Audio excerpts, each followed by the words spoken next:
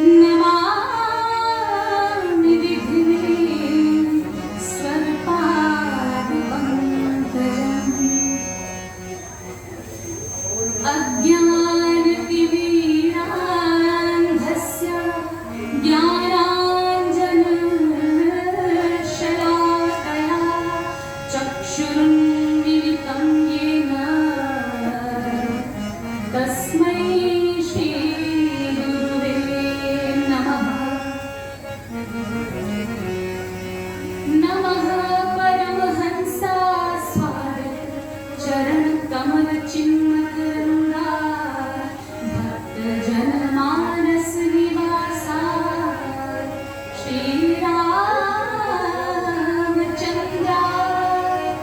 ध्येयं सदा परिभवग्ननभीष्टदोहं तीर्थास्पदं शिवगिरिं चिनुतं शरण्यं धृत्यादिहं प्रणतपालभवाधिपोतं वन्दे महापुरुषे चरणारविन्दं वंशी विभूषितकरा नवनीरदाः पीताम्बरा तरुणबिम्बकलाधरोष्ठा पूर्णेन्दुसुन्दरमुखारविन्दनेत्रा कृष्णा परं किमपि तत्त्वमहं न जाने। बर्हापीडं नटवरवपुः कर्णयोः कर्णिकारं बिभ्रद्वासः कनककपिशं वैजयन्तीं च माला रन्ध्रान्वेणोरधरसुधया पूरयन् गोपवृन्दैः बृन्दारण्यं श्वपदरमणं प्राविशद गीतकीर्तिः। नारायणं नमस्कृत्य नरं चैव नरोत्तमं देवीं सरस्वतीं व्यासं ततो जयमुदीरये। जय जय श्री राधारमण जय जय नवलकिशोर जय जय श्री राधारमण जय जय नवलकिशोर जय गोपी चित्तचोर प्रभु जय जय माखन चोर। बोलिए वृंदावन बिहारी लाल की, बोलिए वृंदावन बिहारी लाल की, बोलिए श्रीमद् भागवत महापुराण की, बोलिए व्यासदेव भगवान की, बोलिए सुखदेव भगवान की, बोलिए अपने अपने माता पिता गुरु गोविंद की, बोलिए कात्यायनी मैया की, बोलिए कंजाती वीर बाबा की। अब फिर से आप सभी को, माताओं को भी, भाई लोगों को भी हाथ ऊपर खड़ा करेंगे और राधे राधे का नारा। जय जय श्री राधे, जय जय श्री राधे, जय जय श्री राधे। अब आपके मन में, माताओं के मन में ये भी सवाल आ रहा होगा कि देवी जी ने एक बार तो राधे राधे बोलने के लिए बोला, वापस से क्यों बोला? इसलिए बोला महाराज, ताकि जो आपका मन है इधर उधर भटक रहा है दाएं बाएं, वो ना भटके, वो मन ठाकुर जी के श्री चरणों में आकर समाहित हो जाए। तो आप सभी का मन, या हम कहें कि हम सभी का मन अभी कुछ घंटों के लिए ठाकुर जी के श्री चरणों में समर्पित हो जाए। इसके लिए पहले हम अपनी जिह्वा को पवित्र करते हुए एक भजन की प्रस्तुति करेंगे, ताकि आप सब लीन हो जाएं। तब तो आनंद आएगा कथा श्रवण करने का। और मुझे आशा है कि हमारी सभी माताएं, सभी भाई लोग पूरी निष्ठा से, पूरी शिद्दत से श्रीमद् भागवत महापुराण की महात्म्य की कथा का श्रवण करें। आप सभी यहाँ पे कौन सी कथा श्रवण करने जाएंगे? कौन सी कथा श्रवण करने वाले माताएं? श्रीमद् भागवत महात्म्य। ताकि आप अगर घर पे भी जाएं तो कोई पूछे कि आप कौन सी कथा श्रवण की है तो आप उन्हें बता सके कि आज हमने श्रीमद् भागवत के महात्म्य की कथा श्रवण की है। तो आइए इससे पहले हम श्री ठाकुर जी के चरणों में अपने ध्यान को लगाते हुए, अपने मन को लगाते हुए और अपनी जिह्वा को पवित्र करते हुए एक भजन उनके श्री चरणों में प्रस्तुत करते हैं।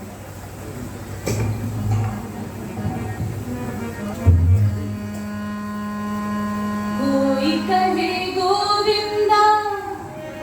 और एक बात, माताओं का यदि पैर उठ रहा है ठाकुर जी के समक्ष नृत्य करने के लिए या फिर भाई लोगों का भी, तो उसमें बिल्कुल भी संकोच नहीं करिएगा, क्योंकि दुनिया के लिए नाचे तो क्या नाचे, वो दुनिया के लिए नाचना व्यर्थ है महाराज। यदि आपको नृत्य भी करना है तो हमारे ठाकुर जी के सामने करिए। प्रेम से बोलिए जय जय श्री राधे।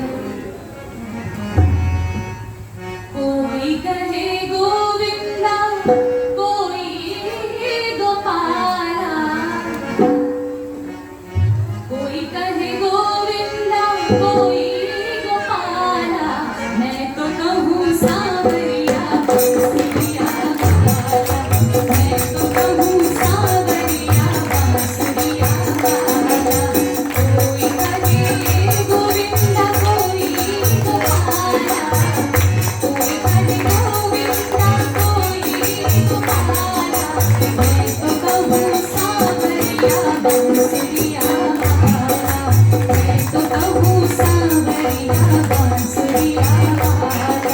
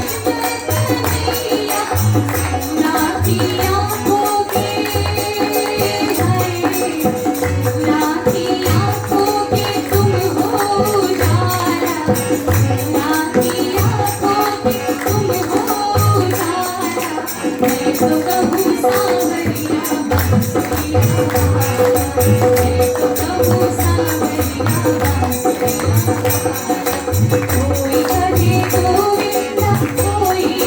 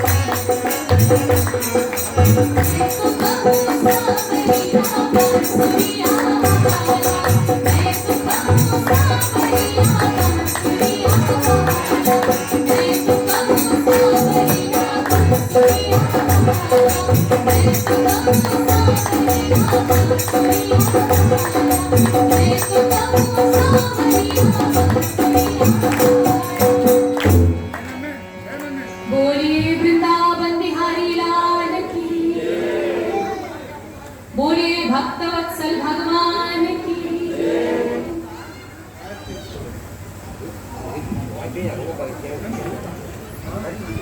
जैसा कि आप सभी, कथा कहने से पहले मैं एक बात कहना चाहूंगी कि कृपया माताएं बात ना करें आपस में। यदि आप आपस में बात करेंगी तो कथा का श्रवण नहीं कर पाएंगे और ठाकुर जी को भी थोड़ा सा ठेस पहुंचेगा। आप यहाँ पे यदि उपस्थित हुई ही है, अपना इतना टाइम दे रही है, तो थोड़े ही टाइम के लिए क्यों ना आपका कल्याण हो जाए, हम सभी का कल्याण हो जाए। और वो कल्याण कैसे होगा? जब आप भाव के साथ कथा का श्रवण करेंगे। क्योंकि प्रभु कहते हैं भाव का भूखा हूं मैं, भाव ही एक सार है, भाव से मुझको भजे जो तो भव से बेड़ा पार है। प्रेम से बोलिए जय जय श्री राम। आप में से किसी का हाथ उठता है, किसी का नहीं उठता, कोई दिक्कत है, कोई परेशानी है? यदि हाथ में दर्द है फिर भी उठाइए महाराज। प्रेम से बोलिए जय जय श्री राधे, जय जय श्री राधे। राधे राधे का उच्चारण इसलिए करवाया जाता है यदि श्रोताओं का मन इधर उधर भटक जाता है तो राधा नाम लेने मात्र से उनका मन तुरंत कन्हैया के श्री चरणों में आ जाता है महाराज। तो हम सभी यहाँ उपस्थित हुए हैं श्रीमद् भागवत महापुराण की कथा का श्रवण करने। अब वैसे तो आप सभी जानते ही होंगे ये साप्ताहिक कथा होती है, 7 दिन का अनुष्ठान कराया जाता है, लेकिन फिर भी बोलते हैं ना, एक घड़ी आधी घड़ी आधी में पुनियाद। भगवान की कथा यदि पल भर के लिए भी कोई सुन ले तो उसका कल्याण हो जाता है। तो कोई बात नहीं, हम सभी श्रीमद् भागवत महापुराण के महात्म्य की कथा का श्रवण करेंगे। तो कथा श्रवण करने से पहले ये जान लेना जरूरी है कि श्रीमद् भागवत का अर्थ क्या है और ये श्रीमद् भागवत महापुराण सुनना क्यों चाहिए। आप सभी के मन में ये भी प्रश्न उठता होगा, अरे भैया हम क्यों सुने श्रीमद् भागवत कथा, क्यों 3 घंटा 4 घंटा जाकर बैठे, पैर दुखने लगता है महाराज, माताओं को और ज्यादा प्रॉब्लम होती है, बातें नहीं हो पाती हैं आपस में, चुगली नहीं हो पाती है आपस में, क्यों सुने हम श्रीमद् भागवत कथा, क्या वजह है? तो आज हम आप सभी को यही बताने के लिए यहाँ उपस्थित हुए हैं कि क्यों श्रवण करना चाहिए श्रीमद् भागवत महापुराण। तो सबसे पहले अर्थ जान लेते हैं कि श्रीमद् भागवत का अर्थ क्या है। श्री का अर्थ क्या है? आप सभी जानते होंगे कि श्री का अर्थ है ऐश्वर्य संपन्न, श्री का अर्थ है राधा रानी, श्री का अर्थ है दुर्गा देवी, श्री का अर्थ है लक्ष्मी माता। ये श्री ही तो है जो ब्रह्मा विष्णु महेश की आधार शक्ति है, आधारशिला है। यदि मैया रानी ना हो तो हमारे ब्रह्मा विष्णु महेश कुछ कर नहीं सकते महाराज। जैसे कि यदि माताएं ना हो तो हमारे भाई लोग कुछ कर सकते हैं? नहीं, माताओं के बिना भाई लोगों का, स्त्रियों के बिना पुरुष का अस्तित्व ही नहीं है।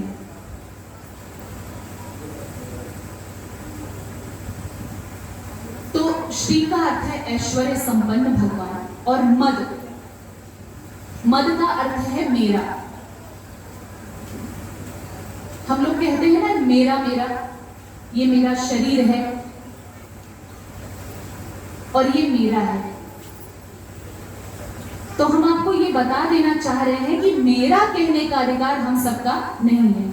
मेरा कहने का ये अधिकार यदि किसी का है तो वो सिर्फ और सिर्फ हमारे ईश्वर को, हमारे कन्हैया ही कह सकते हैं कि ये मेरा है और ये मेरे हैं। क्योंकि ना ही ये मेरा शरीर है, ना ही वो आपका शरीर है, ना ही इस शरीर से जुड़े हुए सगे संबंधी हमारे हैं हमारे।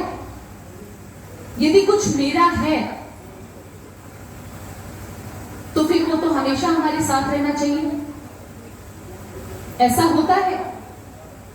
क्या हम सभी अमर हैं? नहीं है अमर। तो ये शरीर मेरा कैसे हुआ?